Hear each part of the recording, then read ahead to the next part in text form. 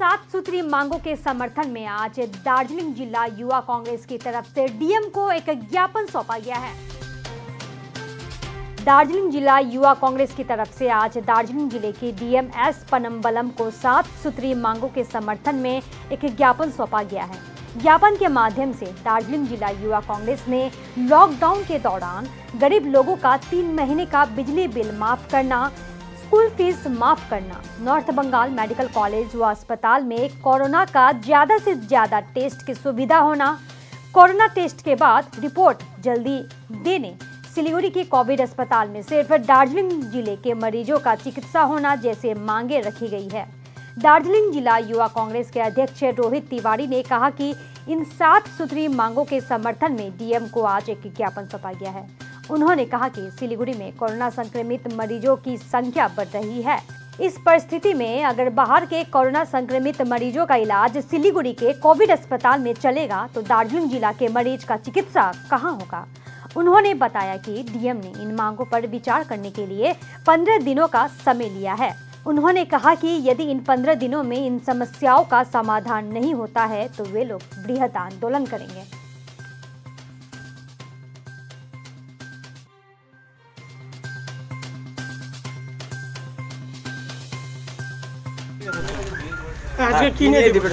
आज के আমরা 7 দফা দাবি নিয়ে ডিএম সাহেবকে ডেপুটেশন দিলাম।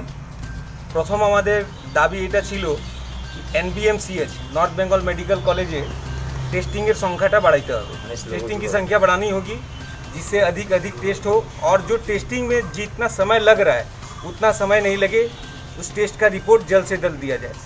दूसरा, जिस हिसाब से हमारे ज़िला में कोरोना की संख्या बढ़ रही है, कोरोना संक्रमितों की संख्या बढ़ रही है, तो हमारा डिमांड ये है कि कुछ दिन बाद तो हमारे यहाँ हमारी हॉस्पिटल में ही हमारे यहाँ के दार्जिलिंग डिस्ट्रिक्ट के लोग का ही यहाँ पर इलाज करने का जगह नहीं रहेगा।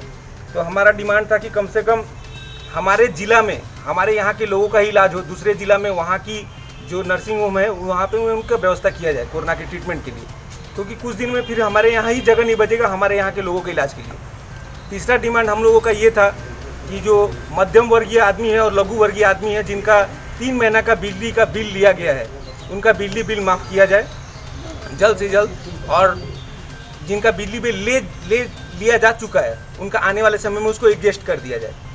और चौथा हमारा डिमांड ये था कि स्कूल, ये जो बहुत बड़ी समस्या है स्कूल फीस, जो गरीब आदमी है, जो मध्यम वर्गीय आदमी है, जो बहुत ही गरीब आदमी है, उन लोगों से जो स्कूल का डिमांड किया जा रहा है स्कूल फीस का।